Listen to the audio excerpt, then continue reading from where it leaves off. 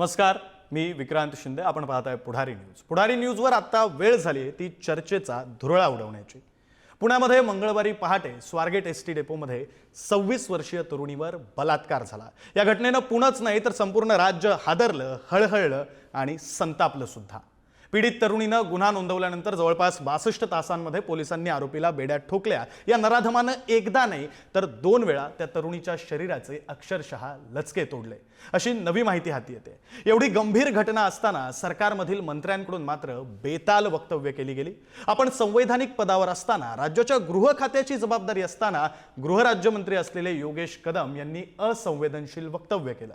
वस्त्रोद्योग मंत्री संजय सावकारे यांनी सुद्धा असंच बेताल विधान केलं. इतक्या संवेदनशील प्रकरणावर मंत्री अशा प्रकारे संतापजनक वक्तव्य कसे काय करू शकतात, हा प्रश्न या निमित्तानं निर्माण होतोय आणि त्यामुळे या प्रश्नावर चर्चा करणं गरजेचं आहे. या विषयावर चर्चा करण्यासाठी आजचा हा धुरळा. आपल्यासोबत धुरळ्यामध्ये सहभागी होत आहेत शरद पवारांच्या राष्ट्रवादीचे प्रवक्ते अंकुश काकडे, ठाकरेंच्या शिवसेनेचे अनिश गाडवे आणि अवधूत वाघ भाजपचे प्रवक्ते आपल्यासोबत थोड्याच वेळात जोडले जाणार आहेत. मात्र आपण चर्चेला सुरुवात करूया.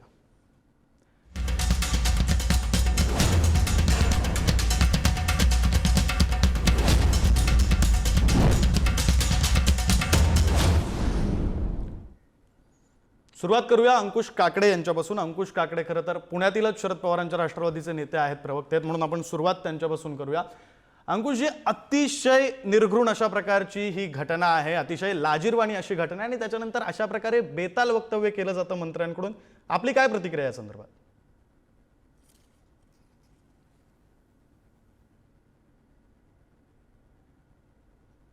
अंकुश काकडे यांचा आवाज काही कारणांमुळे आपल्यापर्यंत पोहोचत नाही. आपण अनिश गाडवे यांच्याकडे जाऊया. अनिश गाडवे, तुम्ही सुद्धा हा प्रश्न ऐकला असेल, आपली प्रतिक्रिया काय? ठाकरेंच्या शिवसेनेची भूमिका काय या संदर्भात? 2 मंत्री आहेत ज्यांच्याकडून अशी बेताल वक्तव्य करण्यात आले, संतापजनक म्हणावी लागतील अशी वक्तव्य आहेत. याला याला याला कारणीभूत आहे राक्षसी बहुमत. मी सर्वप्रथम सांगतो, कुठेही राजकारण करण्याचा इथे माझा हेतू नाही, मानस नाही. पण लक्षात घ्या, आज अशी वक्तव्य केल्यानंतर सुद्धा आपल्याला कोणीही आपलं कोणी वाकडं करू शकत नाही, ही मनामध्ये यांच्या कुठेतरी एक खात्री आहे. आज महाराष्ट्र कुठल्या दिशेने जातोय तुम्ही पहा. आज मंत्र्यांचं विधान जर अशा प्रकारचं येऊ शकतं तर हे तुम्ही गुन्हेगाराचं म्हणजे उदासीकरण करत आहात का गुन्हेगारीचं? सर्वात प्रथम ही गोष्ट लक्षात घ्यायला हवी. आपण स्वतःच मित्रांची आपण सांगितलं त्या तरुणीने टाहो फोडला, पण एसटीचे दरवाजे बंद असल्यामुळे तो आवाज बाहेर येऊ शकला नाही. मंत्र्यांनी किती जबाबदारीने वागलं पाहिजे, मंत्र्यांनी माहिती घेऊन बोललं पाहिजे की आपण फक्त मनात आलंय, लोकांच्या कमेंट्स वाचल्यात, म्हणजे आपण ह्या सगळ्या मुद्द्यांना घेऊन आपण बाहेर म्हणजे आपण गृहराज्यमंत्री आहात पाहायला गेलं तर. आज गृहराज्यमंत्र्याची गृहमंत्री इतकी जबाबदारी असते. आपण काय वक्तव्य केलं, मी त्यांचं वक्तव्य आपल्याला वाचून दाखवतो. परवाच्या दिवशीची घटना घडली, ती घटना कुठल्याही फोर्सफुली, याचा अर्थ तुम्हाला समजतो विक्रांतजी, ती घटना कुठल्याही फोर्सफुली किंवा तिथे कुठलाही स्ट्रगल झाला नाही. स्ट्रगल याचा अर्थ कळतोय ह्यांना, फोर्सफुली. आणि पुढे म्हणतायत ते न झाल्यामुळे आजूबाजूच्या 10-15 जणांना शंका आली नाही, त्यामुळे कदाचित सगळ्यात घाणेरडं वक्तव्य त्याच्या पुढे आहे विक्रांतजी, त्यामुळे कदाचित क्राईम सुरळीत करता आला. सुरळीत करता आला हे त्यांच्या तोंडचे शब्द आहेत विक्रांतजी. माझ्या अंगावर अजूनही काटा उमटतोय. तो जो प्रसंग आहे त्या प्रसंगाची गंभीरता माझ्या अंगावर काट्याने येते. आणि हे म्हणतायत तो प्रसंग सुरळीत करता आला, म्हणजे बलात्कार सुरळीत करता आला. आणि आज मी देवेंद्र फडणवीसांचं, महाराष्ट्राच्या संवेदनशील गृहमंत्र्यांचं मी स्टेटमेंट ऐकलं, मुख्यमंत्र्यांचं स्टेटमेंट ऐकलं. ते म्हणतायत मंत्र्यांनी अशी विधानं करताना थोडंसं भान ठेवलं पाहिजे. फक्त एवढंच. पुढे म्हणतायत देवेंद्रजी की ते आता नवीन आहेत, यंग आहेत, तरुण आहेत, त्यांना थोडा वेळ जाईल. म्हणजे अशा प्रकारची वक्तव्य केल्यानंतर तुमचं हे सर्वांसर्व हे कुठेही अपेक्षित नाही. मला समजा आपण असं समजूया की गृहमंत्र्यांना अर्धवट माहिती मिळाली आहे, म्हणजे गृहराज्यमंत्र्यांना की तिथे स्ट्रगल झाला नाही किंवा काय, त्यांनी माहिती घ्यायला हवी होती. पण त्याच्यातून मला 2 मुद्दे इथे समोर येतात. सगळ्यात पहिलं, त्यांना रेप नंतर मर्डर अपेक्षित होता. त्या तरुणीने समजा तिथे प्रतिकार केला असता आणि त्याचं पर्यावसन जर मर्डर मध्ये झालं असतं तर ह्यांना ते अपेक्षित होतं का तिथे? आज तुम्ही मला सांगा, तिच्याकडनं प्रतिकार झाला तरच बाहेर. अनिश गाडवे, तुमचा मुद्दा लक्षात आलेला आहे. आपण या प्रश्नावर उत्तर घेऊया, तुमच्या मुद्द्यावर आपण उत्तर घेऊया. आपल्यासोबत अवधूत वाघ सुद्धा जोडले गेलेले आहेत, भाजपचे ते प्रवक्ते. त्यांचं नेमकं काय म्हणणं आहे आपण ऐकून घेऊया. अवधूत वाघजी, एक मंत्री नाही 2 मंत्री आहेत ज्यांनी बेताल वक्तव्य केलेली आहेत. त्यातल्या त्यात गृहराज्यमंत्री, म्हणजे ज्यांच्यावर गृह खात्याची जबाबदारी आहे, शहरी विभागाचे ते गृहराज्यमंत्री आहेत, त्यांनी सुद्धा बेताल वक्तव्य केलंय. प्रतिकार केला नाही, आरडाओरड केला, त्याच्यामुळे सुरळीतपणे गुन्हा घडला असं म्हटलंय. काय काय याच्यावर एक्सप्लेनेशन काय आहे नेमकं सरकारच्या मार्फत? नाही, मला असं वाटतं की मंत्री असू देत, आमदार असू देत, पत्रकार असू देत, सामान्य जनता असू देत, अशा संवेदनशील बाबतीमध्ये अतिशय वेगळ्या प्रकारे वक्तव्य करावी लागतात, अतिशय विचारपूर्वक वक्तव्य करावी लागतात. त्यामुळे कित्येक वेळा एखाद्या वक्तव्याचा विपर्यास होऊ शकतो. जी घटना झालेली आहे ती निषेधार्ह आहे. ज्या माणसावर अत्याचार होतो त्या माणसाकडनं प्रतिकार करायचा, त्या माणसानं प्रतिकार करायचा, हे जरी आपण बोलायला ठीक असलं तरी त्यावेळी परिस्थिती काय असते ही ज्याची त्याला माहिती आहे. एखाद्याचा खून होतो त्यावेळी तो काही प्रतिकार करण्याच्या परिस्थितीमध्ये असतो का? एखाद्या मुलीवर आणि विशेषतः अतिशय लहान मुलींवर सुद्धा विनयभंग आणि बलात्काराचे प्रकार जे चालू आहेत त्यामुळे त्या लहान मुलीने काहीतरी विरोध करणं शक्य आहे का याचा पण आपण विचार सर्वांनी केला पाहिजे. काय होतं की हे जे या अशा अपराधांना बळी पडतात, विशेषतः महिला आणि लहान मुली बळी पडतात, त्यावेळी त्या परिस्थितीमध्ये एवढ्या गांगरून गेलेले असतात, एवढ्या भीतीमध्ये असतात की त्यांना काहीही सुचत नाही. आणि हा जो ट्रॉमा असतो, या ट्रॉमामध्ये जो मनुष्य असतो त्यालाच कळतं. ज्यानंतर तो ट्रॉमामधनं तो बाहेर पडतो त्यावेळी त्याला ह्या सगळ्या गोष्टी कळतात. तर त्याच्यामुळे आपण ज्या घटनेमध्ये सहभागी नाही आहोत, ज्या घटना आपण फक्त विचार करतो आहोत, अशा घटनांबद्दल आपण जास्त बोलू नये, ही काळजी सर्वांनीच घेतली पाहिजे. तिकडे अंधार होता ही गोष्ट सत्य आहे, तिकडे कोणी नव्हतं ही गोष्ट सत्य आहे. पण हे जरी असलं तरी तिने प्रतिकार केला पाहिजे होता वगैरे वगैरे ह्या गोष्टी कोणी असतो तो, मी कोणाचं कोण मंत्री आहे, गृहराज्यमंत्री आहे, आमदार आहे किंवा हा माझ्या दृष्टीने महत्वाचा प्रश्नच नाहीये. प्रश्न हा आहे की महत्वाचा प्रश्न हा पण आहे ना की नैतिकता हरवत चालली आहे का महाराष्ट्राच्या राजकारणातली? कारण बेताल वक्तव्य जेव्हा जेव्हा होतं तेव्हा एक गोष्ट प्रत्येकाला आठवते, ती 2008ची 26/11चा हल्ला झाला. त्यानंतर स्वर्गीय R.R. पाटील यांच्याकडून एक बेताल वक्तव्य झालं. 3 दिवसामध्ये राजीनामा दिला होता त्यांनी, नैतिकतेच्या आधारावर दिला होता. नैतिकता संपत चालली आहे का महाराष्ट्राच्या राजकारणातली? कोणाला प्रश्न विचारताय? हा प्रश्न कोणाला आहे? हा प्रश्न संपूर्ण महाराष्ट्राला आहे. नाही, हा मला विचारताय का? हो, तुम्हाला विचारतो. अच्छा, त्याचं असं आहे, जैन डायरीमध्ये केवळ नाव आलं होतं म्हणून आरोपही झाले नव्हते, केवळ नाव आलं होतं. अशा आरोपामुळे लालकृष्ण अडवाणी यांनी लोकसभेच्या सदस्यत्वाचा राजीनामा दिला होता. आणि जोपर्यंत मी निर्दोष सिद्ध होणार नाही तोपर्यंत लोकसभेची पायरी चढणार नाही असे म्हणणारे लालकृष्ण अडवाणी भारतीय जनता पक्षाचे एक ज्येष्ठ नेते आहेत. अर्थात त्यांचंही स्वागत आहे, त्यांच्याही त्या राजीनाम्याचं स्वागतच होतं, कौतुकास्पदच होतं. मात्र आता काय झालंय, आता महाराष्ट्राची राजकीय संस्कृती कुठे आहे? कसोटीवर खरा उतरलेला आहे. आता उरलेल्या पक्षाने आपापलं पाहावं. नैतिकतेच्या बाबतीमध्ये जर बोलायचं झालं तर ज्यांच्यावर जे लोक आता बेलवर बाहेर आहेत त्याच्यामध्ये सोनिया गांधी असू देत, राहुल गांधी असू देत किंवा पी चिदंबरम आणि त्यांचा लाडका मुलगा असू देत, ते बेलवर बाहेर आहेत. लालू प्रसादला 7 वर्ष जन्मठेपेची शिक्षा झालेली आहे, ते निवडणूक लढवतात. त्यांना पण हा प्रश्न मला वाटतं आपल्या मार्फत विचारावा लागेल. अगदी तुमचं म्हणणं बरोबर आहे. हा प्रश्न या एका घटनेविषयी नाहीच आहे. नैतिकता हरवत चालली आहे का, हा सार्वभौम महाराष्ट्राच्या सार्वभौम राजकारणाविषयीचा प्रश्न आहे. त्याच्यावर तुमचं काय उत्तर आहे? हरवते किंवा हरवत नाहीये? नाही, हा फक्त महाराष्ट्राचा नाही आहे, संपूर्ण भारताचा प्रश्न आहे. आणि मला असं वाटतं की अश्विनी उपाध्याय यांनी आता एका सुप्रीम कोर्टामध्ये याचिका दाखल केलेली आहे, ज्याच्यामध्ये त्यांनी म्हटलेलं आहे की ज्या माणसाला 2 वर्ष किंवा त्याहून अधिक सजा लागेल अशा प्रत्येक लोकप्रतिनिधीला आयुष्यभर निवडणुकीच्या रंगणामध्ये उतरता येणार नाही, अशा प्रकारे कायद्याची तरतूद व्हावी. अशासाठी अश्विनी उपाध्याय नावाचे एक वकील हे सुप्रीम कोर्टामध्ये गेले आहेत. माझी सदिच्छा ठीक आहे. मी पुन्हा एकदा आपल्या आजच्या विषयाकडे येतो. आपल्यासोबत अनिश गाडवे आहेत. अनिश गाडवेची तुम्ही प्रतिक्रिया ऐकली असेल आता अवधूत वाघ यांच्या आजच्या प्रकरणासंदर्भातली, त्यावर तुमचं काय मत आहे? मला सर्वप्रथम अवधूत वाघ यांचे सुरुवातीला आभार मानेल, त्यांनी त्या सगळ्या गोष्टीचा निषेध व्यक्त केला. पण त्यानंतर मात्र त्यांनी ज्या प्रकारे सारवासारव करण्याचा प्रयत्न केलाय तो अतिशय घृणास्पद आहे. तुम्ही अडवाणीजींचं उदाहरण दिलं, मी त्या राजकारणात जात नाही कारण अडवाणीजींची किंवा महाजनांची आता भाजपा राहिलेली नाही. आपण त्या राजकारणात नको जाऊया, आपण आजच्या मुद्द्यावर येऊया. मी सर्वप्रथम यातल्या राजकारणाला बाजूला ठेवतो, पण आज तुम्ही मला सांगा, शक्ती विधेयक घ्या, काय हे म्हणजे कोइन्सिडन्स म्हणता येईल की काय? काल तुम्ही जर पाहिलं असाल तर शक्ती विधेयक राज्याला पुन्हा पाठवलं गेलं. 4 वर्ष प्रलंबित राहिलं. महाराष्ट्राच्या दोनही वरच्या आणि खालच्या सभागृहातनं ज्या शक्ती विधेयकामध्ये एक सुरुवातीला 21 दिवस आणि नंतर 30 दिवसाचा बदल करून, म्हणजे ज्यावेळेस अशा प्रकारचे दुष्कृत्य लहान मुलांच्या किंवा महिलांच्या बाबतीत घडेल 30 दिवसांच्या आतमध्ये सर्व तपास यंत्रणांनी तपास करायचा आणि त्यानंतर त्याला शिक्षेची तरतूद असलेलं विधेयक जे महाराष्ट्र राज्याच्या सर्वोच्च सभागृहांनी मंजूर केलं ते केंद्राने परत पाठवलं. आणि तुम्ही मला सांगा, ह्या विधेयकाच्या बाबतीत राजकारण नाही, म्हणजे याच्यामध्ये जर काही तुम्ही मला आता अशाच प्रकारचे विधेयक जर खरं सांगायचं गेलं तर आंध्रामध्ये सुद्धा आहे. दिशा विधेयक बघा तुम्ही, कसं कायद्यात रूपांतर झालेलं आहे दिशाचं. आज महाराष्ट्रात जर हे अशा प्रकारचं विधेयक मंजूर झालं तर त्याचं कुठेतरी क्रेडिट जर समजा महाविकास आघाडीला जात असेल, अशा प्रकारचं ह्यांच्या मनामध्ये कुठे आहे की काय? राजकारणाच्या बाजूला ठेवा, राजकारण बाजूला ठेवा, तुम्ही याचं क्रेडिट घ्या, पण अशा प्रकारची विधेयक मंजूर करून घ्या. केंद्रामध्ये तुमचं सरकार बसलेलं आहे, पाशवी बहुमतावर बसलेलं आहे. आज पाशवी काय बोलतोय? पाशवी म्हणजे काय? मेहरबानी केली का? 30 दिवसांच्या आतमध्ये जर शिक्षा झाली तर अशा प्रकारची दुष्कृत्य करण्याचं धाडस महाराष्ट्रात काही कुठल्याही राज्यात कोणी करणार नाही. आज तुम्ही मला सांगा, आज अशा मुहूर्ताला म्हणजे काल हे प्रकरण महाराष्ट्राकडे पुन्हा वर्ग झालं. राष्ट्रपतींची मला वाटतं स्वाक्षरी 4 वर्षानंतर सुद्धा झाली नाही. आणि अनिश गाढवेजी, या संदर्भात काय उपाययोजना केल्या पाहिजेत किंवा काय कायदे अंमलात आणले पाहिजेत त्यावर सविस्तर चर्चा करावी लागेल. ती आपण केव्हा तरी करूच. पण आजचा विषय असा आहे की ही बेताल वक्तव्य केल्यानंतर मंत्र्यांवर नेमकी काय कारवाई केली जाणार, मंत्र्यांना काय समज दिली जाणार, त्याचं उत्तर महत्वाचं आहे. जे अवधूत वाघ यांच्याकडून आपण घेऊया. अवधूत वाघजी, हे बघा, ज्यावेळी आपण मंत्रिपदाची शपथ घेतो त्यावेळी आपण या 12 कोटी महाराष्ट्रातल्या नागरिकांचं रिप्रेझेंटेशन आणि त्यांचं सरकारचं एक अंग बनतो.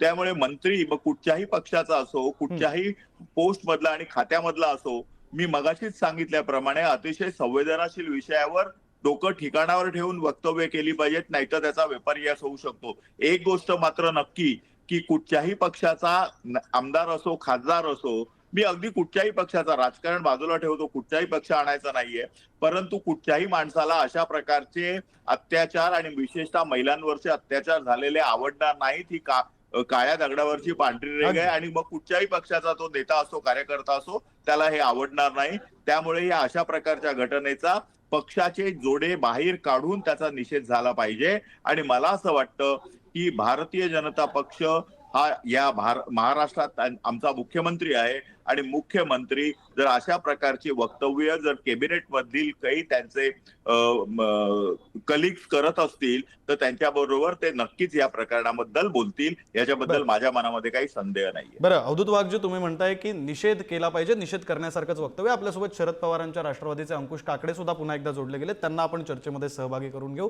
अंकुश काकडेजी, निषेध केला पाहिजे हे अगदीच मान्य आहे, मात्र केवळ निषेध करणं इतकं पुरेसं आहे अशा वक्तव्यांसाठी?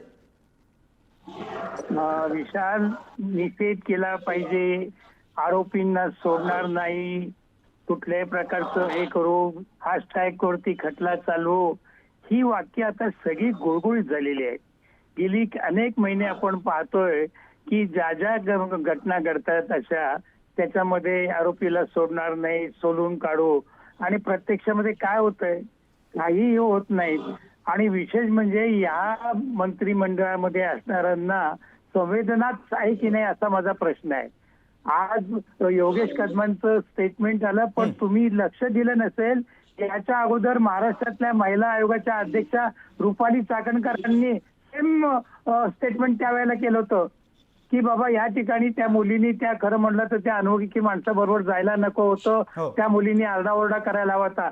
जे योगेश कदम म्हणाले ते त्याच्या अगोदर एक दिवस रुपाली चाकणकर म्हणाल्या होत्या. त्याच्यामुळे अशा पद्धतीने हे स्टेटमेंट केली जातात.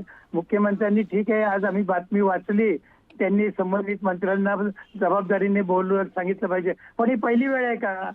संजय सहकारे बोलतात, योगेश कदम बोलतात, मंत्रिमंडळातील अब्दुल सत्तार अशाच पद्धतीने बोलले होते, चंद्रकांत पाटील देखील अशा पद्धतीने बोलले होते. आपल्याला आठवत असेल 26/11ची घटना घडली, दूरदर्शनवरती RR पाटीलांनी ते काही पाहिलं नव्हतं आणि ते सहज बोलून गेले की ऐसी, हिंदीमध्ये ते बोलले, ऐसी घटना देश में छूटपूट घटना घडती है, ऐसी बड़ी बड़ी शहरों में एकाध घटना होती है असं म्हणाले होते ते. त्याच्यावर आपली चर्चा करून झाली. मात्र आत्ताच्या घडीला केवळ निषेध करणं इतकं पुरेसं आहे का मंत्र्यांच्या वक्तव्याच्या बाबतीत? 2 मंत्री आहेत, त्यांच्यावरती खरं म्हणलं तर मंत्रिमंडळात पण काही त्यांना बाजूला ठेवलं पाहिजे. त्याच्याशिवाय हे मंत्री असतील किंवा जे जबाबदार पदाधिकारी असतील हे वटणीवरती येणार नाही. यांना कोणी आपल्याला कोणीतरी विचारणारा आहे आपल्या पक्षामध्ये, आपले वरिष्ठ आपल्याला आपण चुकीचं वागतो चुकीचं बोलतो याच्यावरती जाब विचारतील अशा प्रकारचा अंकुश त्यांच्यावरती राहिलेला नाही. अर्थात मी फक्त एका पक्षाबद्दल बोलतो अशातला भाग नाही, हो. सगळ्याच पक्षामध्ये अशा पद्धतीचे झाले. पण वरिष्ठांनी त्याच्यावरती चाप ठेवला पाहिजे, तरच यापुढे असे ते जबाबदारीने बोलतील. नाही खरं अंकुश काकडे, तुम्ही जो म्हणालात तो मुद्दा महत्वाचा आहे, कारण हा इथे एका पक्षाचा किंवा एका सरकारचा केवळ सत्ताधाऱ्यांचा मुद्दा नाहीये, हा मुद्दा सर्वांसाठीच लागू होतो.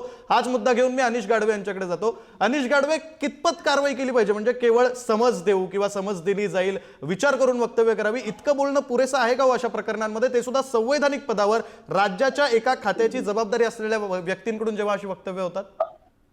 अजिबात नाही, अजिबात नाही.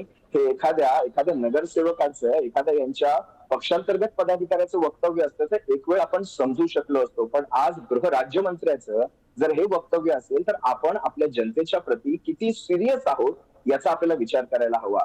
आज तुम्ही आता चाकणकरांचं यांनी विधान सांगितलं, पण आज ते म्हणताय की तुम्ही ओरडायला हवं होतं. ही अशा प्रकारची विधानं कधीही यांच्याकडनं अपेक्षित नाही. यांचे राजीनामे घेतले पाहिजेत. आणि एवढं जर भारतीय जनता पक्ष हा स्वतःला म्हणजे म्हणतात ना की आम्ही शिस्तबद्ध पक्ष आहोत, आम्ही शिस्तीचं पालन करतो, आमच्या पक्षांतर्गत शिस्त आहे, ह्या शिस्तीसाठी एखादं उदाहरण घालून द्यायला हवं. आज खरं तर अवधूत वाघ साहेबांनी फक्त निषेध न नोंदवता आपण या सगळ्याच्या बाबतीत आपल्या पक्षश्रेष्ठींकडे पत्रव्यवहार सुद्धा केला पाहिजे, यांचे राजीनामे घेतले पाहिजेत. जर यांच्याकडे अनुभव नसेल तर अशा पदांवर अनुभवी व्यक्ती बसवा. महाराष्ट्र आज कुठल्या दशेतनं जातोय. आज जवळपास बदलापूर झालं, वरळी झालं, शिळपाटा झालं, त्यानंतर आज हे पुण्याचं प्रकरण आहे. अगदी मंदिरात सुद्धा सुरक्षित नाहीत. उरणमध्ये काही ठिकाणी शाळांमध्ये मुली सुरक्षित नाहीत, रस्त्यांवर सुरक्षित नाहीत. हे काय चालू आहे? 1500 रुपये देऊन आपण जनतेला गृहीत धरू नका. आपण त्यांना 50% एसटी मध्ये सवलत देऊन आपण त्यांना गृहीत धरू नका. त्यांच्या सगळ्या म्हणजे त्यांच्या आयुष्याची जबाबदारी सरकार म्हणून तुमच्यावर आहे. आपण त्यांचे बांधील आहोत. आपण जनतेशी 5 वर्षांसाठी करारबद्ध आहोत, वचनबद्ध आहोत. हे कुठेतरी विसरू नका. ही असल्या प्रकारची घृणास्पद वक्तव्य केल्याबद्दल देवेंद्र फडणवीसांनी या दोनही मंत्र्यांचा राजीनामा ताबडतोब घेतला पाहिजे. आणि आपला भारतीय जनता पक्ष कशा प्रकारे शुद्ध चारित्र्याचा आहे दाखवून देण्यासाठी एक उदाहरण घालून दिलं पाहिजे. नाहीतर हे बोलाचीच कढी आणि बोलाचा बाप भात असं होईल, मला असं वाटतं. बरं, अवधूत वाघजी, तुम्ही पत्रव्यवहार करणार का? यांनी मागणी केलेली आहे की तुम्ही पक्षश्रेष्ठींकडे पत्रव्यवहार करावा, कारवाईची मागणी करावी, किंवा तुमचं जे म्हणणं आहे ते पक्षश्रेष्ठींपर्यंत या प्रकरणाच्या बाबतीतलं पोहोचवावं? तुम्ही करणार आहात पत्रव्यवहार? मुद्दा नंबर 1, आता आमचे मित्र गाडवे साहेब यांनी आम्हाला अनेक सल्ले दिले, परंतु हे सल्ले ज्यावेळी अनिल देशमुख आतमध्ये होते आणि नवाब मलिक आतमध्ये होते त्यांच्या पक्षाचे, त्यावेळी त्यांचा राजीनामा त्यांनी घेतला नाही. हे त्यांनी का घेतला नाही हे त्यांना स्वतःलाच विचारावं. त्यामुळे लोका सांगे ब्रह्मज्ञान आपण कोरडे पाषाण असं करू नये. आता मुद्दा नंबर 2 तुम्ही जो बोललाय तो, मला स्वतःला करस्पॉन्डन्स करणं किंवा पत्रव्यवहार करणं ही आमच्या पक्षामध्ये पद्धत नाही. मी डायरेक्टली देवेंद्रजींना फोन करू शकतो, मेसेज करू शकतो, व्हॉट्सअप करू शकतो. आणि एवढंच नव्हे तर महाराष्ट्राचे गृहमंत्री, मला संपूर्ण बोलू देत. तुम्ही बोललात ते एका मिनिटात. गृहमंत्री आणि महाराष्ट्राचे मुख्यमंत्री आदरणीय देवेंद्रजी यांना या सर्व गोष्टीची माहिती आहे. आणि त्यामुळे पक्षामधूनच एवढंच नव्हे तर आपल्यासारख्या पत्रकार बंधूंमधून सुद्धा त्यांना व्यवस्थित मेसेज जातात, त्यांना सगळं फॅक्ट कळतं आणि त्यावर ते 100% योग्य तो निर्णय घेतील. बरं, पुन्हा एकदा अनिश गाडवे, तुमचं झालेलं आहे बोलून. अवधूतजी, मला एक इथे सुचवायचं आहे. जर त्यांचे राजीनामे त्यावेळेस समजा घेतले असते ना, संजय राठोड यांचा राजीनामा घेतला अशाच प्रकरणामध्ये ज्या मंत्र्यांचा हात तिथे होता आणि त्यांच्यावर आरोप झाले होते संजय राठोडांचे, आज त्या संजय राठोडांना आपण मंत्रिमंडळात घेतला. त्याच नवाब मलिकांना आपण आपल्यामध्ये सामावून घेतलात. आज आपण अवधूतजी जरा झाको, आपले गिरेबान में झाको आणि नंतर हे आरोप करा. मी पुन्हा सांगतो, आज शक्ती विधेयक, चला या सगळ्या गोष्टी बाजूला ठेवू. शक्ती विधेयक जे महाराष्ट्रासाठी नव्हे तर देशासाठी अतिशय महत्वाचं आहे. तुम्ही क्रेडिट घ्या, पण शक्ती विधेयकांसारख्या गोष्टींना गालबोट लावू नका. आज 30 दिवसांच्या आतमध्ये शिक्षा होते असले विधेयक महाराष्ट्राने वरच्या आणि खालच्या सभागृहाने मंजूर करून घेतले. तुम्हाला आठवायला हवं 2020 साली वर्ध्यामध्ये हिंगणघाटमध्ये ज्यावेळेस एका शिक्षिकेचा एकतर्फी प्रेमातून जाळण्यात आलं, तिला अक्षरशः जाळण्यात आलं, त्यावेळेस 6 दिवसांनंतर तिचा ज्यावेळेस मृत्यू झाला त्यावेळेस उद्धव साहेबांच्या नेतृत्वाखाली महाविकास आघाडीच्या सरकारने हे विधेयक आणलं, मंजूर करून घेतलं, वरच्या खालच्या सभागृहामध्ये केंद्राकडे पाठवलं. 4 वर्ष विधेयक धुळखात पडलंय. आज महाराष्ट्रामध्ये जेवढ्या केसेस आहेत ना सगळ्याच्या सगळ्या मार्गी लागल्या असतात. सांगा ना, आज सांगा वरळीतल्या आरोपींचं काय झालं, आज सांगा इकड तिकड म्हणजे सगळ्यात तुम्ही शिवफाट्याचे आरोपी बघा, त्यात तर पांडे मिश्रा ह्यांचं फक्त कसं आहे, आरोपी इकडच्या तिकडच्या धर्माच्या जातीचे निघाले म्हणजे मग तिकडे आपण बोलत सुटायचं, पण बाकी ठिकाणी शांत बसायचं. याला राजकारण म्हणतो आम्ही. राजकारणाला बाजूला ठेवा कृपया, आणि त्या संजय राठोडांसारख्या माणसांचं काय केलं ह्याच्यावर पहिली उत्तर द्या. अनिश गाडवे, या प्रश्नावर आपण उत्तर घेऊया अवधूत वाघ यांचं. मात्र माझं तुम्हाला दोघांना सुद्धा एक प्रश्न आहे, अंकुश काकडेंना आणि अनिश गाडवेंना. इतकं सगळं होतं, मंत्री बेताल वक्तव्य करतात, त्यानंतर विरोधी पक्ष विरोध करायला कमी पडतो म्हणून दबाव कमी निर्माण होतोय असं वाटत नाही? नाही, एक लक्षात घ्या की आता अवधूत सांगतात की मलिक आपला नवाब मलिकांचा राजीनामा का घेतला नाही, अनिल देशमुखांचा का घेतला नाही. ठीक आहे, त्यांनी त्यावेळेला महाविकास आघाडी सरकारने चूक केली असेल. अरे तुम्ही आता माणिकराव कोकाटेंचं, धनंजय मुंडेचं का राजीनामा घेत नाहीत? माणिकराव कोकाटेंना तर त्या ठिकाणी कोर्टाने सजा दिली आहे. धनंजय मुंडेच्या बाबतीमध्ये उभा महाराष्ट्र त्यांच्या विरोधामध्ये सगळे पुरावे देत आहेत, आणि काय अवधूत नाईक सांगतायत की तुम्ही असं केलं तुम्ही तसं. अरे तुम्ही काय केलं त्याच्यापेक्षा मी काय करणार आहेत याचा विचार आपण केला पाहिजे. अवधूत वाघजी बोला. ते म्हणतायत आमची चूक झाली, आम्ही एक वेळ असं म्हणू की चूक झाली, चूक मान्य करतो, चूक मान्य केलेली आहे, आता काय? नाही, धन्यवाद. अंकुश काकडे अतिशय ज्येष्ठ आहेत, नेते आहेत, आमचे चांगले मित्र आहेत, तर त्यामुळे त्यांनी जी चूक मान्य केलेली आहे ती राष्ट्रवादी काँग्रेस पक्ष शरद पवार गटाने चूक मान्य केलेली आहे, हे त्यांनी बोलून दाखवल्याबद्दल धन्यवाद. आणखीन एक सांगतो की 2 वर्ष झाली, 2 वर्षाची शिक्षा माणिकराव कोकाटेंना लागली म्हणून त्यांनी राजीनामा दिला पाहिजे. ही तुमची मागणी जेवढी योग्य आहे तेवढीच 2 वर्ष शिक्षा लागलेल्या राहुल गांधींनी सुद्धा लोकसभेचा राजीनामा दिला पाहिजे, ही पण तेवढीच सत्य गोष्ट आहे. बर. माझ्या मी मगाच्या प्रश्नाचं उत्तर राहिलं, मी पुन्हा एकदा त्या प्रश्नाकडे येतो. माझा प्रश्न अनिश गाडवे आणि अंकुश काकडे यांना. अंकुश काकडे, आधी तुम्हाला प्रश्न विचारतो. अशी बेताल वक्तव्य होतात त्याच्यानंतर विरोध करायला विरोधी पक्ष कमी पडतोय असं वाटतं का?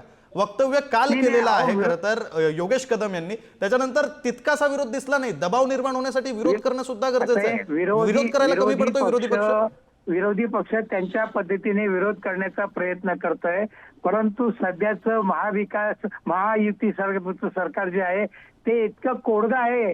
तुम्ही काही करा, आरडाओरडा करा, निदर्शने करा, मोर्चा करा, काही करा, आम्ही आमच्या पद्धतीने कारभार करणार, हुकुमशाही आम्ही चालवणार, गुंडांना प्रोत्साहन देणार, आमच्या पक्षामध्ये जो गुंडा आहे त्याला आम्ही संरक्षण देणार. अशा प्रकारची भूमिका घेऊन जर का एखादं सरकार चालत असेल तर त्या ठिकाणी कोणताही विरोधी पक्ष असला तरी तो कमीच पडेल. आणि विरोधी पक्ष त्यांच्या पद्धतीने काम करते.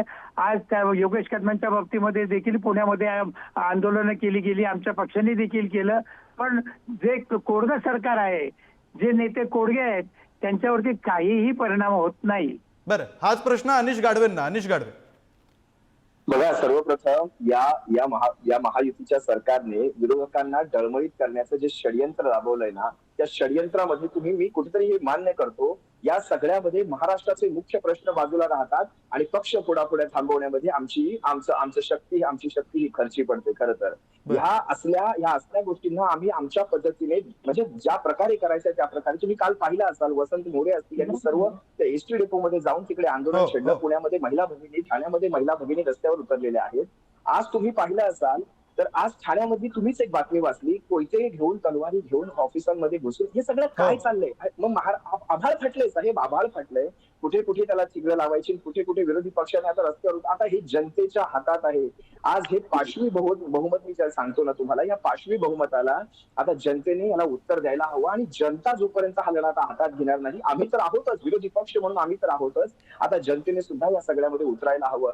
छत्रपती शिवरायांच्या नावाने असलेल्या शिवशाही नावाच्या बसमध्ये जर असल्या प्रकारचं दुष्कृत्य घडत असेल आणि तुम्ही विचार करा, छातीवर हात ठेवून यांनी सांगायचं, आज कदमांच्या, देव न करू कदमांच्या घरातलं जर कोणी असतं तिथे, एखादी भगिनी असती तर जर हे असलं काही प्रकार त्यांनी अशा प्रकारची वक्तव्य केली असती, देव न करो या असल्या प्रकारच्या कृत्यांमध्ये त्यांनी कुणाच्याही बाबतीत, मग सर्वसामान्य असो किंवा श्रीमंतातला श्रीमंत असो, त्यांनी असल्या प्रकारची वक्तव्य करू नयेत. छातीवर हात ठेवून सांगायचं, आपण बांधील आहोत जनतेशी. बरं, अनिश गाडवेजी, तुमची प्रतिक्रिया लक्षात आलेली आहे. मी शेवटची प्रतिक्रिया घेतो आता अवधूत वाघ यांची. अवधूत वाघजी, शेवटचा प्रश्न असा आहे, अगदी थोडक्यात उत्तर. आश्वस्त काय कराल तुम्ही आता? विरोधकांना असेल, आम्हाला पत्रकारांना असेल, संपूर्ण महाराष्ट्राला असेल, इथून पुढे अशी वक्तव्य होणार नाहीत, या अनुषंगानं काय आश्वस्त कराल तुम्ही सरकारचे सत्ताधारी पक्षाचे प्रतिनिधी म्हणून? विशाल, माझं ना ट्विटर हँडल बघितलं ना, तर त्या ट्विटर हँडल मध्ये सुद्धा मी गेल्या 2 दिवसामध्ये सातत्याने जे काही ट्विट केली ती पहा, त्यावरनं मी माझी भूमिका पक्षाच्या संदर्भात आणि या घटनेच्या संदर्भात काय ते स्पष्ट होतं. मुख्य म्हणजे मला स्वतःला मुली आहेत, मला स्वतःला नाती आहेत, त्यामुळे महिलांच्या बाबतीमध्ये मी अति संवेदनशील आहे. ज्यावेळी ही घटना घडली त्यावेळी माझ्या डोळ्यातनं पाणी आलं. रात्री अपरात्री एक 25-26 वर्षाची मुलगी आपल्या कामधंद्यानिमित्त डेपोमध्ये येते आणि तिला फसवून, तिला काहीतरी करून, धाकटपशा दाखवून तिच्यावर एकदा नव्हे तर 2दा बलात्कार होतो. यासारखी खेदजनक, संतापजनक गोष्ट काही होत नाही. हा जो कोण माणूस आहे तो कुठच्या पक्षाचा आहे, कसल्या जातीचा आहे, पातीचा आहे, काय नाही, या धराधमाला पुढच्या 3 महिन्याच्या आत त्याच्या संपूर्ण खटाला संपवून त्याला जेवढी जबर शिक्षा भारतीय दंडविधान कलमाखाली करता येईल तेवढं करून त्याला पूर्णपणे अद्दल दाखवावी. आणि न्यायमूर्तींना अवधूत वाघजी, या अशा प्रकारची बेताल वक्तव्य होणार नाहीत, या संदर्भात काय आश्वस्त कराल तेवढं सांगा. वेळ संपत आलेली आहे. अशा प्रकारची बेताल वक्तव्य यापुढे होणार नाहीत अशा प्रकारे आश्वस्त कराल का? वेळ संपत आलेली आहे. मी लोकांची तोंड नाही शिवू शकत. आम्ही खूप छोटा कार्यक्रम आहे. मी काय तुम्हाला आश्वस्त करणार की अशी बेताल वक्तव्य होणार नाही? ज्याला करायचे ते करणार. फक्त ही होऊ नयेत ही भारतीय जनता पक्षाच्या वतीने, भारतीय जनता पक्षाचा कोण कार्यकर्ता मंत्री हे करणार नाही, एवढं तर मी तुम्हाला सांगेन. अवधूत वाघजी, तुमची प्रतिक्रिया लक्षात आलेली आहे. तुमचं म्हणणं अगदी बरोबर आहे. आपण कोणाचीही तोंड शिवू शकत नाही, मात्र अशा प्रकारची वक्तव्य होऊ नये त्यासाठी गरजेचं काय आहे तर जबाबदारीची जाणीव असणं, संवेदनशीलता ही जिवंत असणं, आणि ही संवेदनशीलता प्रत्येकाच्या मनात, केवळ नेत्यांच्या नाही तर सर्वसामान्यांच्या मनात सुद्धा जिवंत असावी, इतकीच अपेक्षा करूया. आणि या धुळ्यामध्ये इथेच थांबूया. सर्व मान्यवरांचे आभार, तुम्ही वेळ दिलात. तुर्तास दुर्ध्यामध्ये इथेच थांबतोय.